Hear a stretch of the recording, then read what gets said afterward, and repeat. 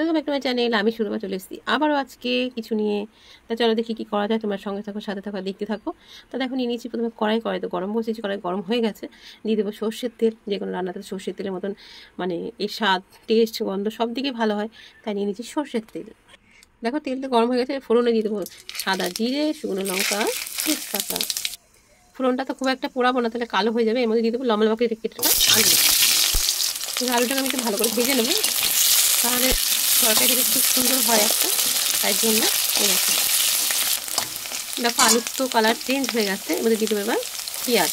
ছোট্ট একটা পেঁয়াজ দেবো, কেন তরকারি যেমন পরিমাণে হয় সেরকম দিতে হয়, তাই ছোট্ট একটা পেঁয়াজ দিয়ে দিয়েছি।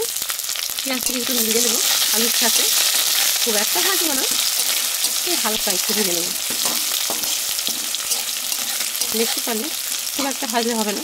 এর মধ্যে দিয়ে দেবো একসাথে সব মশলা দেবো, আদা, জিরে গুঁড়ো, লঙ্কা, নুন, হলুদ আর টমেটো সব এবার এই সাথে দিয়ে দেবো। এটা ভালো করে মিশিয়ে নিই। দেখো মিশিয়ে নিচ্ছি। আর এখানে আমি যে প্লেটটার মধ্যে সব নিয়েছিলাম, সেই প্লেটটা অনেকটা লেগে আছে, তাই জলটা দিয়ে দিলাম।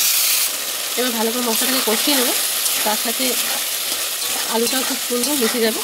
আর আজকে আমি রসুন দিই, মানে পেঁয়াজ দিয়ে করছি, নিরামিষ না বা নিরামিষ বলতে পারো এরকম টাইপের, যেটা রসুন করেনি তার জন্য। মাছ মাংস আবার নিরামিষ হয় নাকি, তারই মধ্যে নিরামিষ বললেই চলে। দেখো সুন্দর করে কষিয়ে দিচ্ছি, তাতে টমেটোটাও খুব সুন্দর মিশে যাবে।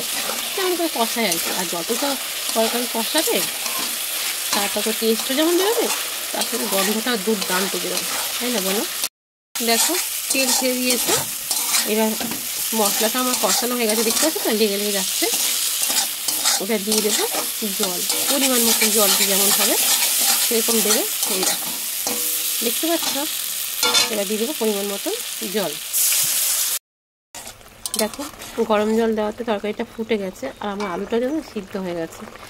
এর মধ্যে দিয়ে দেবো আমি কিছুটা এলাচ থেতো করেছি, এলাচ দিয়ে দেবো।